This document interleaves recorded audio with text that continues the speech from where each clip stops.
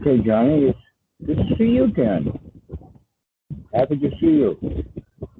You have a couple of questions, and each one of them could be dealt with in great detail.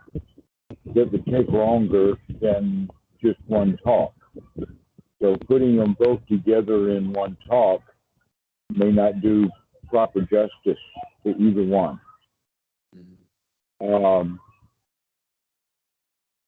Let's start with Metta first. You were asking what is Metta. So, in order to get started with that, I will ask you back that question. What is Metta? Tell me about it. You know something or you wouldn't have asked. Yes.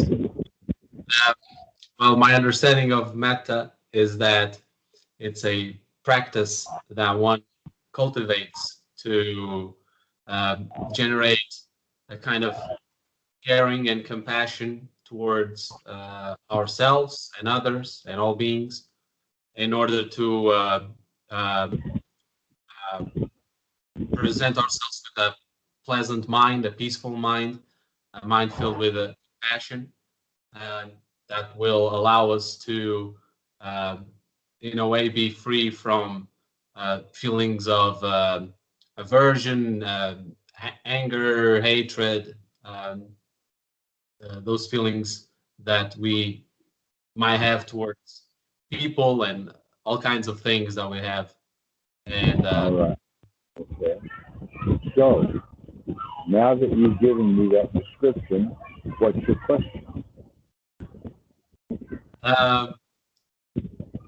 If you have any proper instructions on how to do it, and how can I apply it for the practice in conjunction with Anapanasati?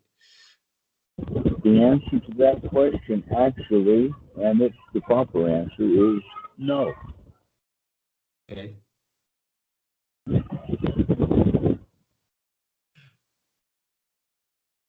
And that reminds me of a joke. And the joke is when the seeker, the bodhisattva, the young man who is out at both for the adventure and the discovery of what is and who he is and is not. And he climbs this high mountain because he's heard this guru is up there. And when he gets to the top, he bows and he scrapes and he says, "Oh, master, please, what is the key to the universe?" And the old master sits there and he smiles and he says, "I don't know." And poor and dejected after all of that climbing up that hill, as well as all of the other failures he's gone through, he begins to turn and go away, and the master says, "So, but the universe has been left unlocked."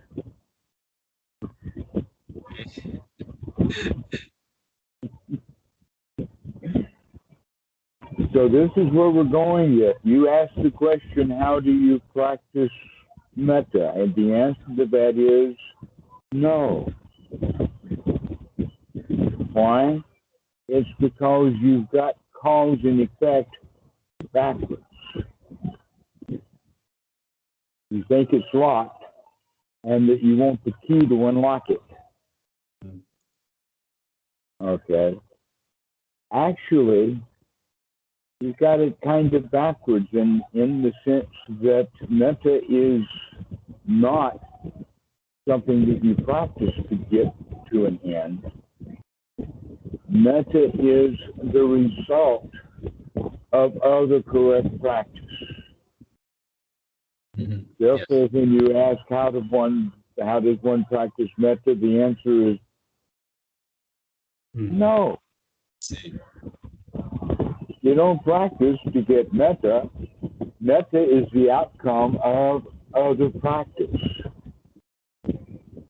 Or we can be coy and kind of change the definitions of words and say, oh, you've got to actually have metta for yourself before you can have metta for the world. But in general, the people who try to teach metta as a method or a practice do so on such an outstanding, grandiose scale that it becomes meaningless. In that they say, may all beings be happy, right? Right down to the worms and right down to the mosquitoes, and may all beings be happy, depending upon your definition of being. Everybody except for the landlord. He's not being. So that's the point. Then is that may all beings be happy is too grandiose, too big, it's too wide open, and it's certainly more than anyone can actually handle.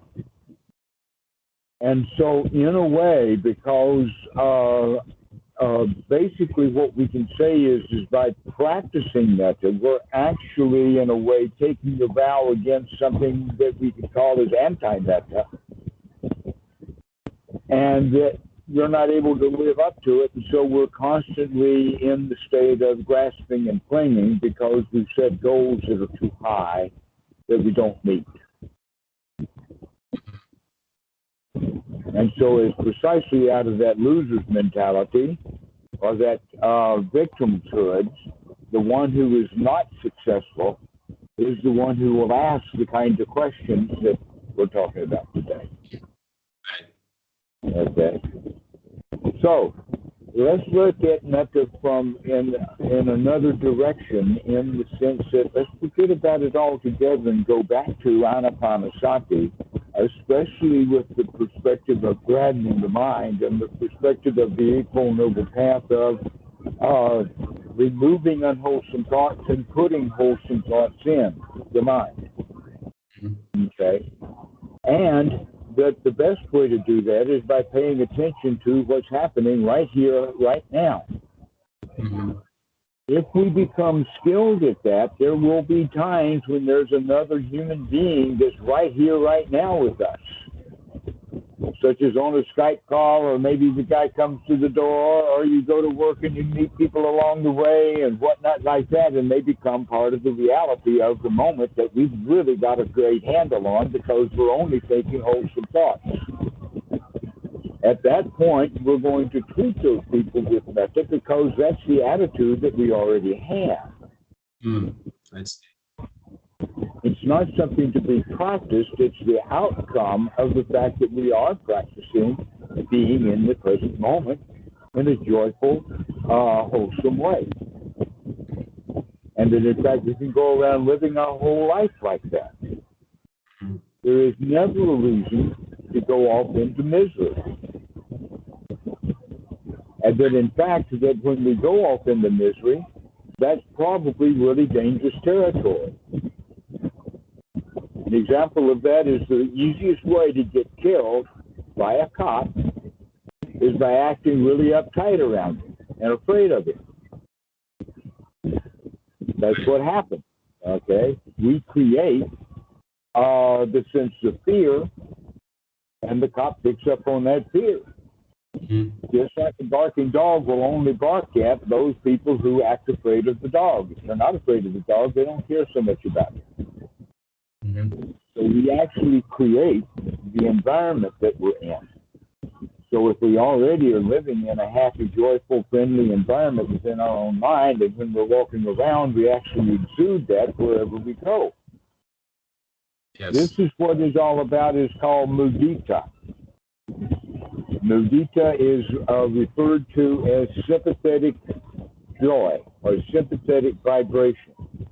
Basically, what you can say is that it is part of the instinct that gives rise to human society, in the sense of collecting together in a herd, our herding mentality, our nesting instinct, our ability to gather in numbers for power. And in doing so, we are somewhat sensitive to other people around us. So if one person is angry, the other people around him will become angry. But this is in fact how someone raises a mob. You've got a whole bunch of people that are around and milling around and not knowing what to do about Frankenstein's monster. Shelley wrote about this. And one guy gets up and really pissed off, and he gets the whole crowd pissed off, and they go after the monster together, right? Okay.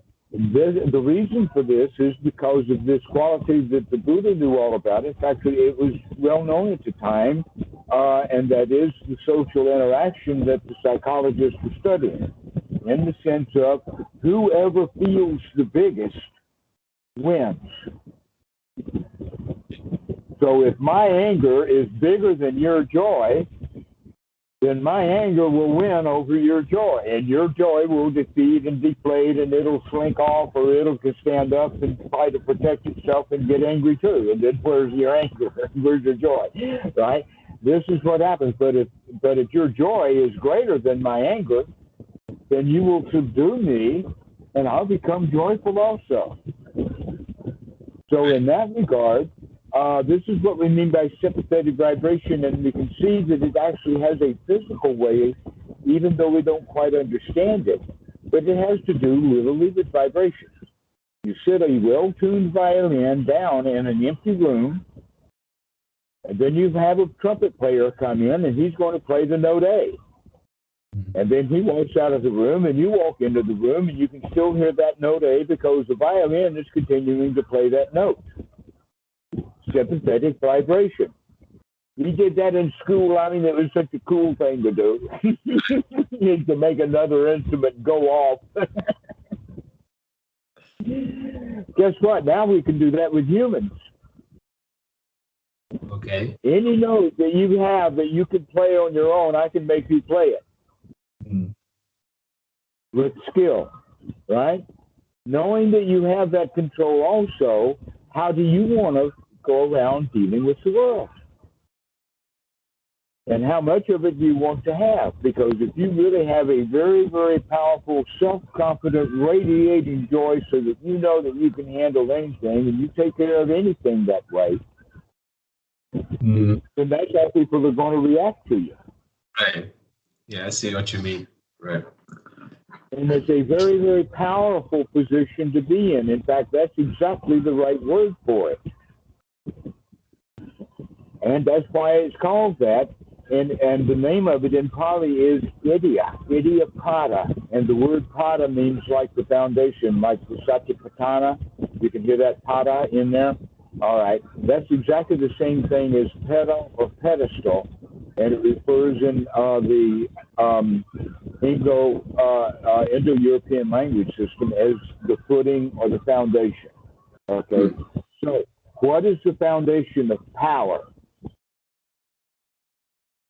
The Buddha says that the foundations of power actually are very much akin to the Eightfold Noble Path, in the sense of there's mindfulness, there's investigation, there's right effort. Okay, those are the things that are the foundations of power. And what are the powers then? The power that is part of that actually is listed in the Pali Dictionary, starting with safety, security, comfort, satisfaction, and success. That's the power.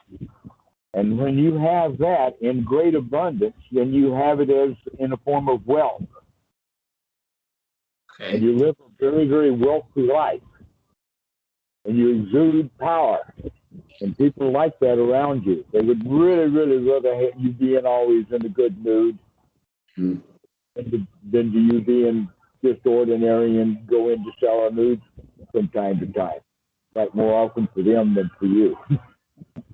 Yes. Okay.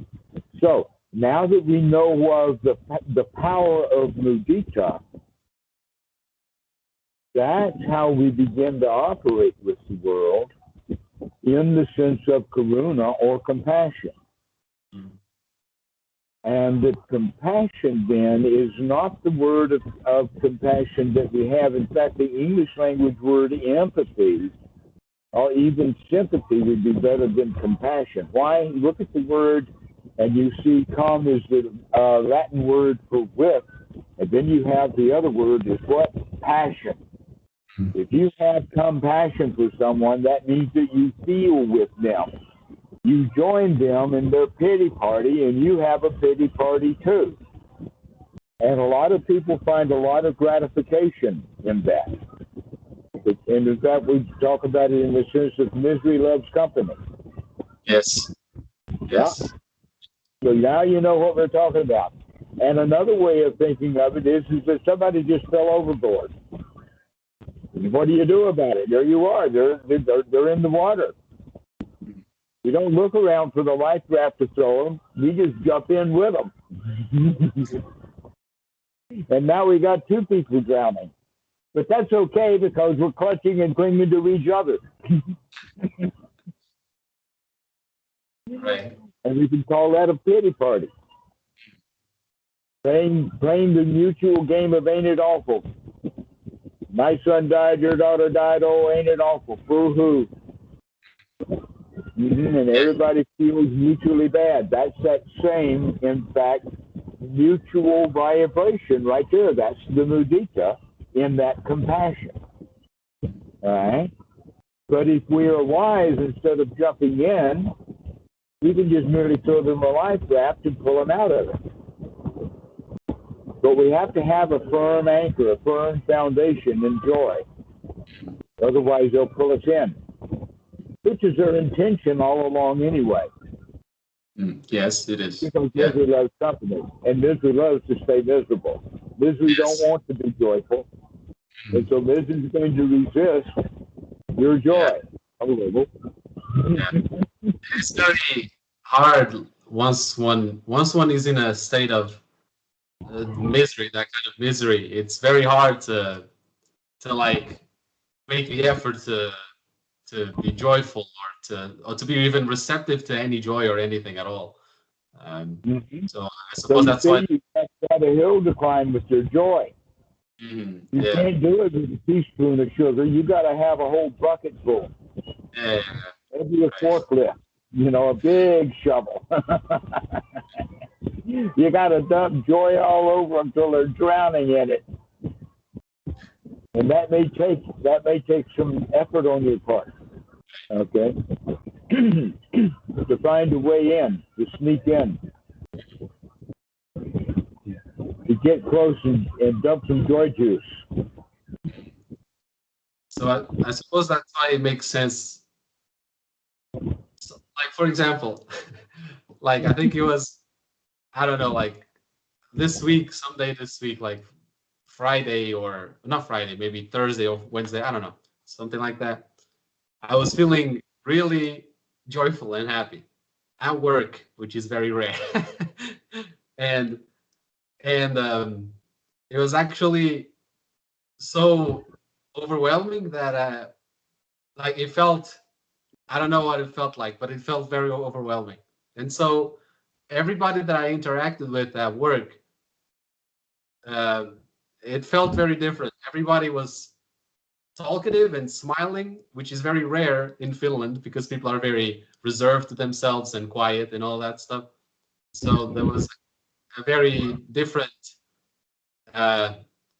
environment to everything. Everything was radiating a kind of love.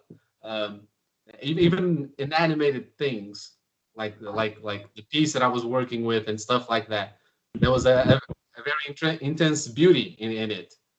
And I work in an industrial factory, so to say that there's beauty there, it's quite a statement. I mean, the only reason that people are miserable in that kind of environment is because they go to misery and with them. Yes, yeah, it makes sense. And so, you can take your joy into work. Yeah, it is a kind of the job itself and the workplace itself isn't intrinsically bad or ugly. It's just our relationship that we create with the thing that makes it that way. Or we make ourselves that way. Yes. Doesn't matter what the job, we can get used to anything. Right. I know. Yes. I've been in that sort of environment. I see. Yeah. Okay. So if metta is the result, then the simple practice of making ourselves have a mind filled with wholesome thoughts and practice being satisfied with the moment and happy with the moment is itself the practice that will generate metta eventually, because one will be satisfied and joyful. And or am I missing something? Right. So basically what we're saying is that you're not going to change much of anything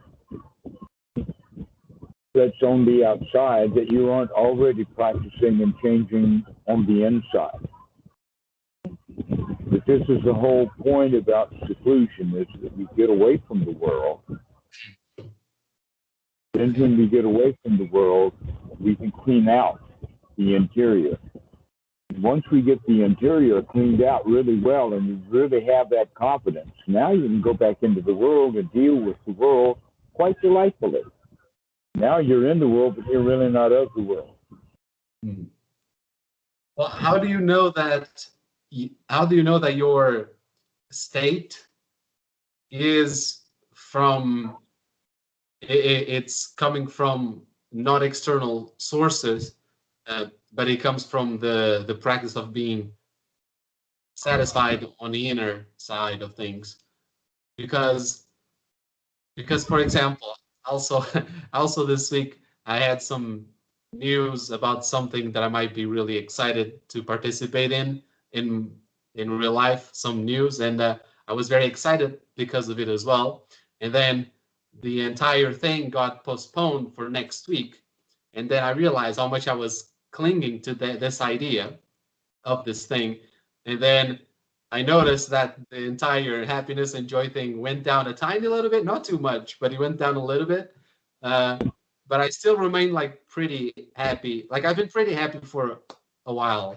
Would feel really strange. It's kind of like an unfamiliarity with being satisfied, and so it feels unfamiliar and strange to the mind, I'm assuming. And so I started to wonder, like, at what point is one able to discern if one's joy is due to external conditioning and not to the practice of feeling happy within themselves, if that makes sense. It does, absolutely. And the easy answer to that is it never comes from the outside. Your joy is always manufactured on the inside, just like all of your misery. Okay. None of it comes from the outside. Right. But that's thinking. It's the delusion that you think that getting that material possession, whatever it is, or have that event happen is what makes you joyful. When in fact, it's your own anticipation and gratification Right. that is Yes. the joy. Mm-hmm. Yes. The thing didn't even happen, and I'm already joyful. Right. Of course. Right. Exactly. The anticipation of it.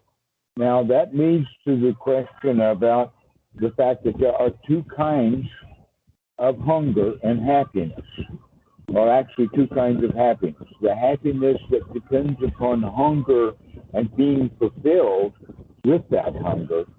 And then there's a happiness that is higher than that we manufacture on the inside that allows us to be free from hunger. Okay? But right now, the ordinary mind is that we get our satisfaction by feeding our hungers. And what is our hunger? The things that we want. In fact, the Pali word for that, hunger, is tanha, And that can also be used for the word thirst. Okay? We hunger and thirst after things. Mm-hmm. And so when we get those things, we feel satisfied and happy, but that's always very temporary. Right. Yes. And so then we want things again. And so we get stuck in this cycle of wanting and getting fulfilled and wanting to get fulfilled and wanting to get fulfilled. Mm-hmm. But if you can develop things so that you get to the point that you don't want very much, then you don't have much in that cycle of wanting and getting and wanting and getting. You kind of step out of that and become satisfied without having to do so much of that. Mm-hmm. And so that means that in the material world, we get to the point that we go to just enough is the watchword. Just enough housing, just enough clothing, just enough food, just enough medical attention. And in modern society, we'd say just enough time structuring and just enough transportation. Mm-hmm. Right. As we do structure our time in this society, until you consciously get out of structuring your time. But that's hard to do when somebody else wants to structure your time for you. So, in any case, we get it to just enough structure, just enough transportation, just enough equipment, just enough food, clothing, shelter, and medicine. And above that, we don't need anything. Yes. Yes, I do understand that, and I think so. Like, I think I have. I don't know if this is the proper way to put it, but some like a samskara around money or something like that, due to past stuff that happened when I was younger and stuff. And so I feel like so like now I'm in the most stable like situation that I've been in a while, financially and stuff like that. It's not too much, but it's certainly more than I've ever been. And so what I've noticed is that this feeling of this kind of like anxiety, this insecurity remains just the same, or maybe a little bit less, but it's pretty much still the same. So like every time that I check my bank account, for example, I know it's not going to be at zero, but the fear, this anxiety is still there. It's just the same. Like the thing is still there,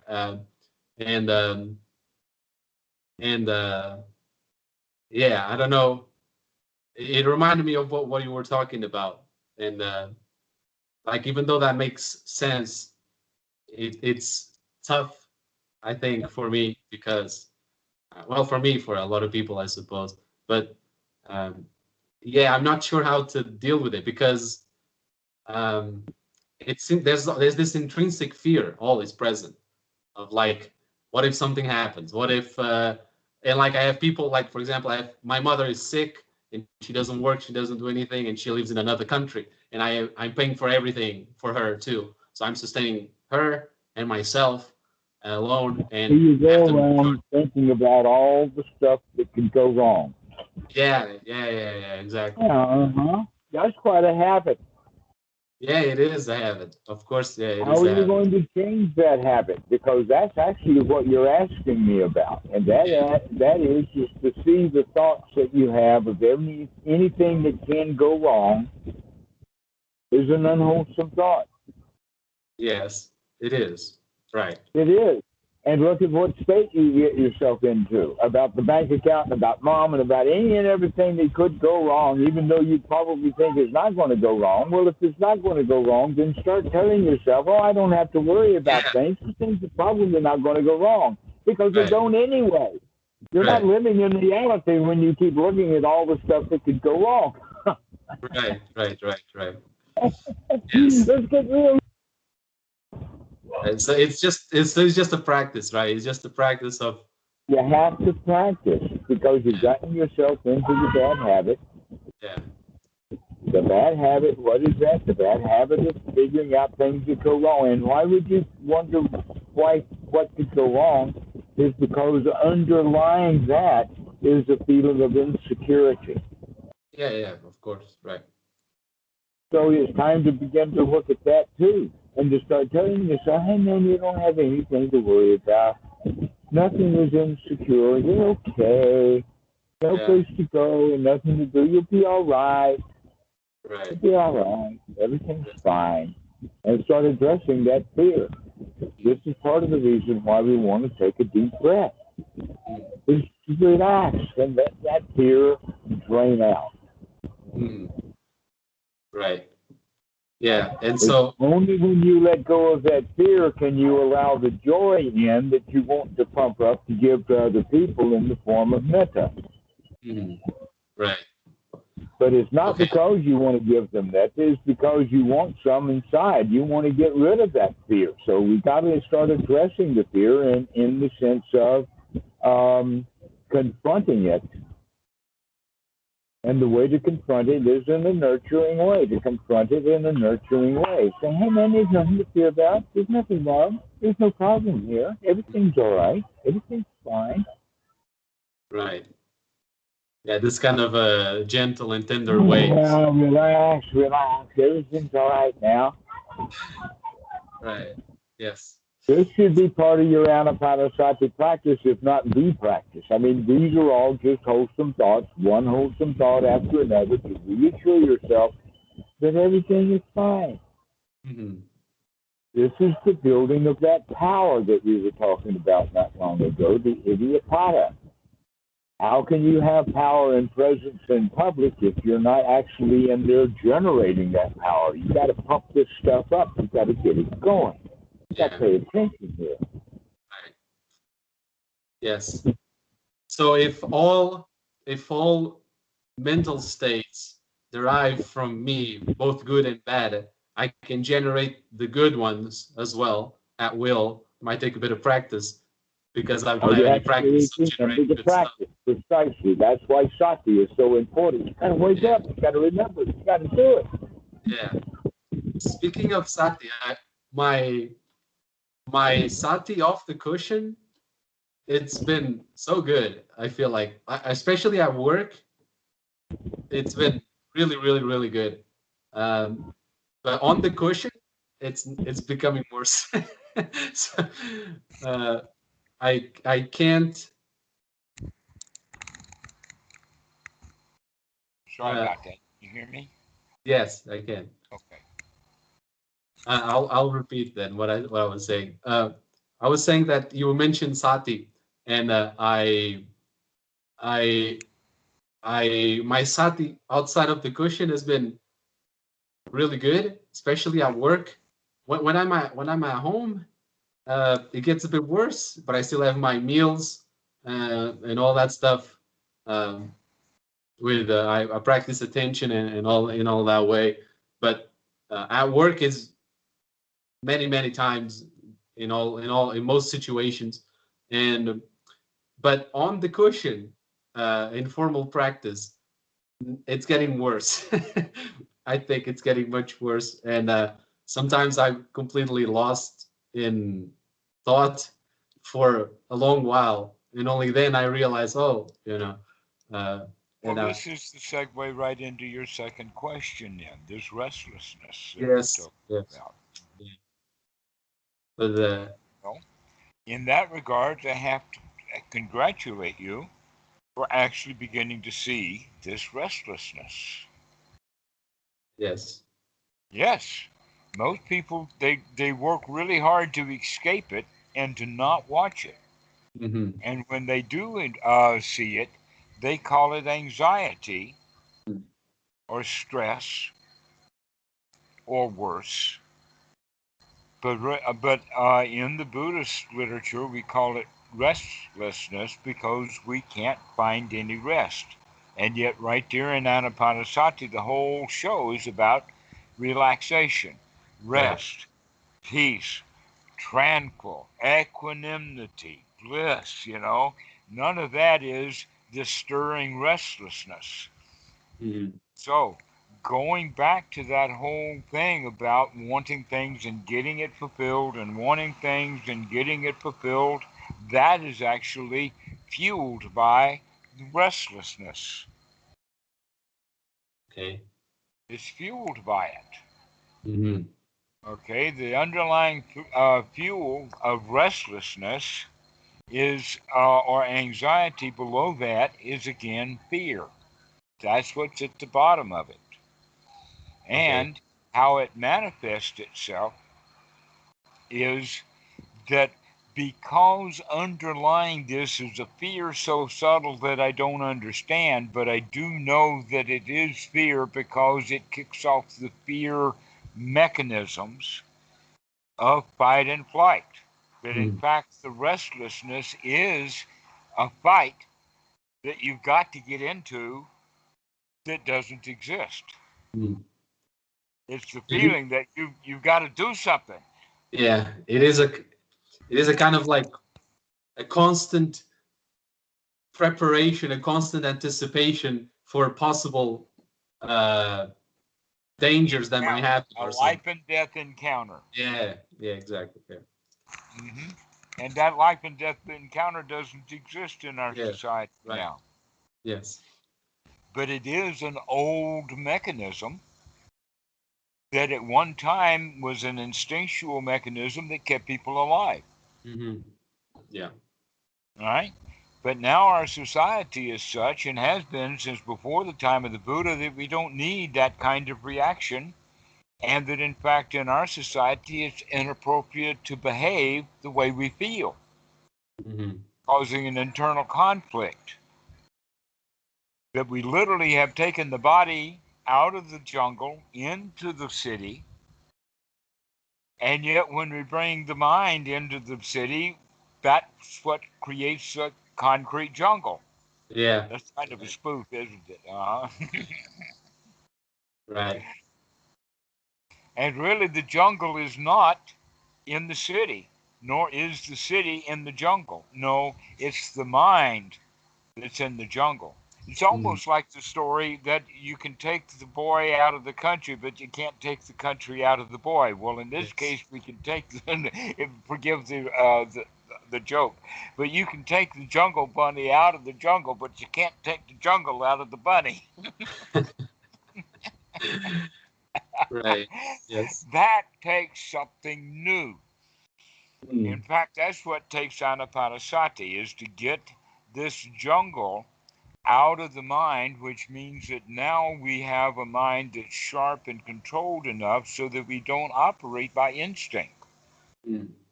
We actually subdue and make friends with that instinct, because there will always be reasons for fear. There will be times when you recognize all of a sudden, hey, I better not do this business deal, or hey, I better not walk down this alley. Right. Okay, it's important to pay attention to the fear when it's correct. Right. But we have to learn when it's correct and when it's not correct, because generally the fear is incorrect. It's what they call a false positive.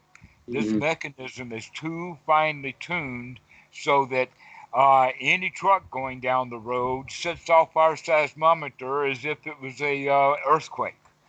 Right? It's too sensitive. Okay, we need to be able to control this fear and put it to good work, put it to good use. So that means we have to investigate it, recognizing that generally we don't know for sure until we investigate, but generally when fear is there, it's unwholesome, which means it's a false positive, that this is really not a fearful situation. I mean, look around your room right now. There's no alligators on the floor, right? Right. I mean, take a look. Don't just agree with me. Look, sure. Right? No alligators. You'll never know. Yeah, no mafia, no alligators. The heavy-duty police with all of their shields, the SWAT team, not breaking down in your door, not this second. There's nobody out on their lawn with a megaphone saying, come out with your hands up. Or anything. Right. Right. So things are really not dangerous right now. Yeah. We need to keep reminding ourselves of that. Yeah, so it's a constant. Because that's at the bottom of the restlessness. Once you realize that you are safe, then that means that if you are safe, completely safe, then you don't have to prepare for danger because there's nothing to be dangerous with right now. So even the thoughts of like, I don't know, silly stuff like, I don't know, like music or what I had for breakfast, or I don't know, something simple like that. Is that related to fear as well, or uh, is that kind of restlessness also related to fear, or is that a different kind, or I don't know. I'll I'll go with this and talk about of the kind of thoughts. The kind of thought that is most common in the human mind is what we will label and put into the classification of junk thoughts. Okay. Just junk. Hmm. All right. And when we begin to recognize junk is really junk, then we'd even see that that's dukkha too, because those are dangerous. But in the Yeah. beginning, most students are not quite willing to address that junk as dangerous also. And so that's okay because this is all a learning process, and what we are actually learning is what is dukkha. Hmm. And when we begin to see the dukkha, that's when we're willingly ready to let it go. It's not somebody has to talk us into it. But the only talking into I can do is talk you into looking. Once you see what it is, you can deal with it the way you know how to deal with it because you can see it clearly. Okay? But we can talk about them in the sense of truly unwholesome thoughts would be thoughts of harming someone, Mm. thoughts of revenge, thoughts of teaching people a lesson, Mm. Yes. thoughts of getting back at them, Mm. thoughts of answering that email. Right. So yeah, well, those are, I think, more obviously understood, or like it's easier to spot that they are unwholesome, right? Well, But thoughts of answering that email are oftentimes people to say, wait a minute, I want to answer that email. And so the gratification of really digging in and clawing on that dude for saying what he said and really finding something sharp and witty so that everybody laughs but him, mm, that those are delicious. And we don't recognize the danger in it. So when we recognize the danger, we say, well, I don't have to really answer that dude. Just because he was harsh or nasty to me doesn't mean that I have to out harsh and out nasty and do it poetically. yes, yes, yes, yes. That literal example is something that I've done myself. That I was able that I was able to spot that that very strong want to do that, and then I realized that I don't have to do that, and it's probably better to not do it, and then I didn't do it, and it's totally fine.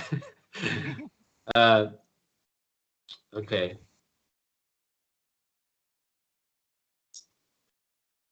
Okay, So well, it's an adventure. Actually, a way of thinking about it, and this is very wholesome, very nurturing to think about it in the sense that for the rest of your life, there is no more work to do. That you give yourself permission to absolutely retire from doing anything you don't want to do. And you start doing only that which you want to do. And mm, so, because you do it because you want to do it, you do it happily and joyfully. mm, yes, Okay? Which means that it's no longer work, now it's a toy. So your job at work is not a job at work. It's let us say, it's a playground where you go enjoy yourself and get paid. If you mm, can't think of the job that you have as your playground where you enjoy getting paid, then go find another playground. right, yes, right, yeah, it makes sense, of course. Uh, but those are really tough decisions, I think, to do because they are very life changing in a way. Uh, Yes, and it's all a matter of changing one's attitude, and we change our attitude by changing our thoughts from unwholesome thoughts to wholesome thoughts. And now the whole world becomes wholesome, and we become what can be called a metanoid.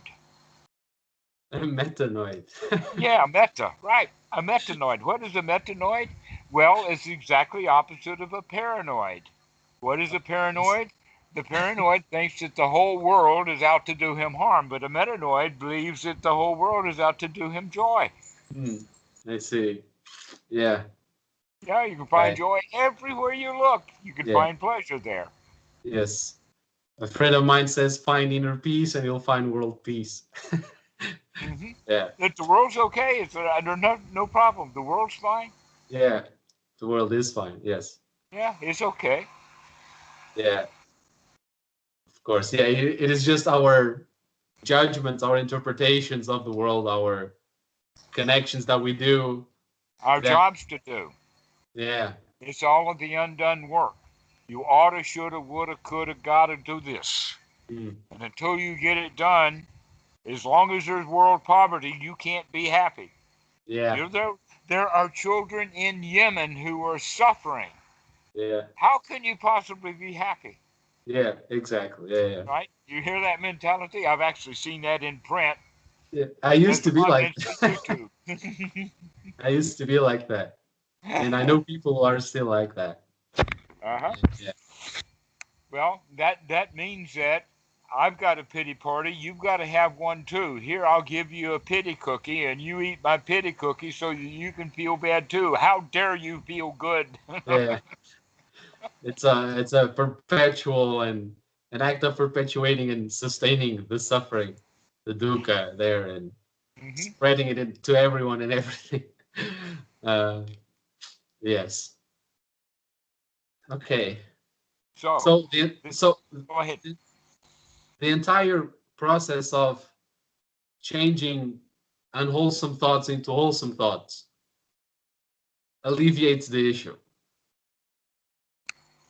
Well, it doesn't alleviate the issue. It's that we recognize that whatever this is, it's not an issue. Yes. Yeah. So, right. So it just it allows us to recognize that there's no intrinsic issue. Yeah, there's no problem here. Yeah, everything's okay. Right. I'm satisfied with this. Right. Okay. Sure. Okay, that makes sense. Of course. Yeah. It's almost like joyfully allowing the sleeping dog to lie. Or you've also heard it in the sense of, if it's not broken, don't fix it. Or don't, they say it backwards. Yeah, don't fix it. It's not broken. Yes. So would you say that one of the reasons why my formal practice, sitting practice, my restlessness has gone up is just because I'm just more aware of it? It is not that it's been up. It has always been up. It's just I've just never noticed it before. Or all right. Well, I would ask you that same question. What is the answer to it? And I'll ask it this way: is this brand new restlessness, or is this old stuff? Have you ever felt restless before? I have, all the time. Isn't it a what you would call a familiar feeling? Yeah, it is. Yeah. Okay. It's very. In fact, maybe it's the fact that it had been such a familiar feeling, and it has become literally part of your own furniture that you haven't been. Oh. Dhammarato? Oh. But that now you are. Now you are paying attention to it. That's good.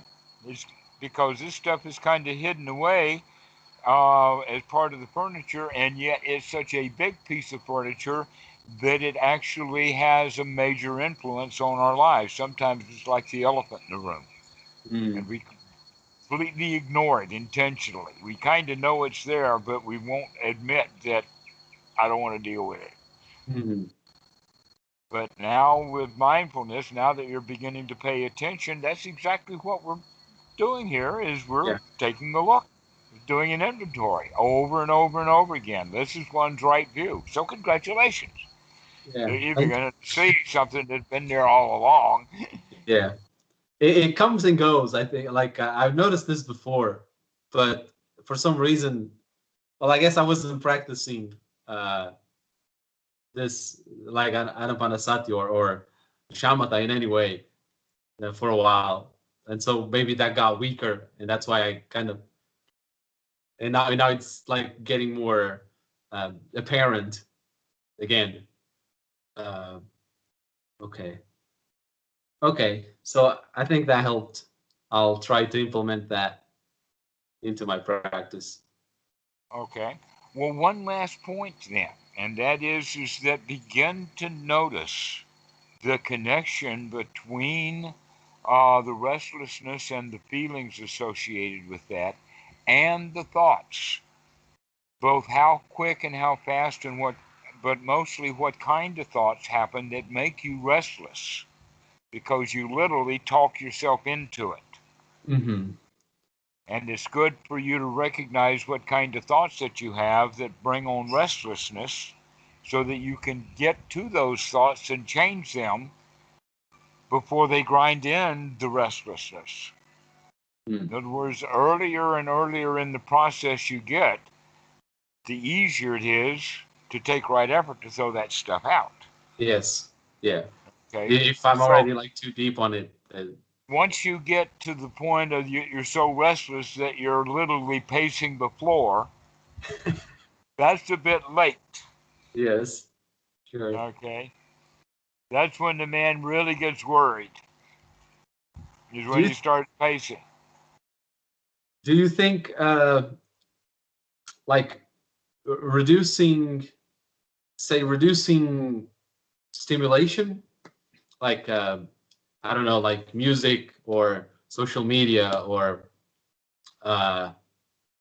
doing multiple things at the same time? I've been getting better at that, but do you think reducing all of that stuff is helpful to also, because most of the content of I my would say restlessness it's is the just other junk way stuff. around. You're looking at cause and effect backwards again.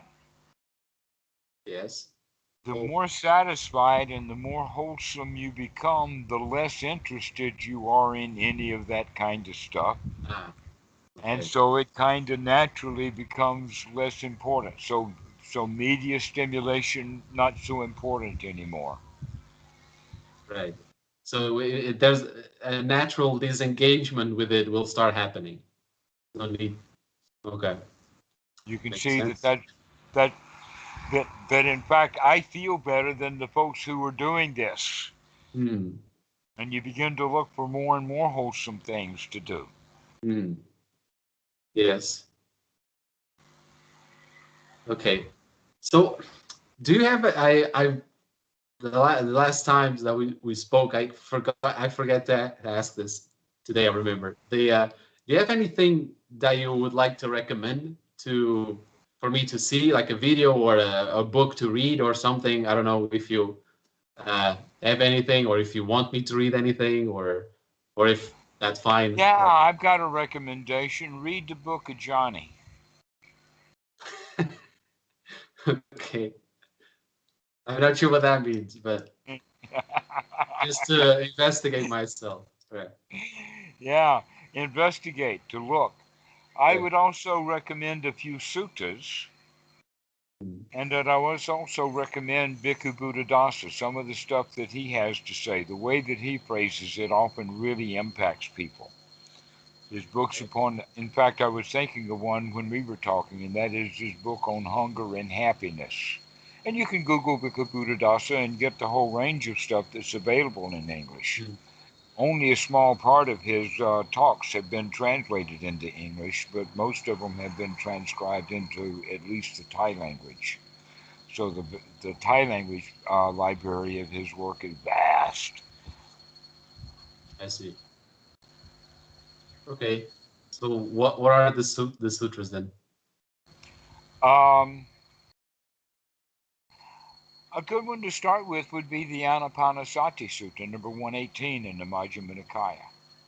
Another would be 117, which is the one on the Eightfold Noble Path, because you can see, in fact, those two are back to back for a reason. Okay. Yeah, I've read the Anapanasati one before. Maybe I should re-look at it again. Okay. Maybe I'll look at things in a different lens now. Who knows? But yeah, okay, I'll look into that then. Excellent. Well, thank you. We'll see you later, Johnny. Yes, I'll see you later. Bye-bye. Bye-bye.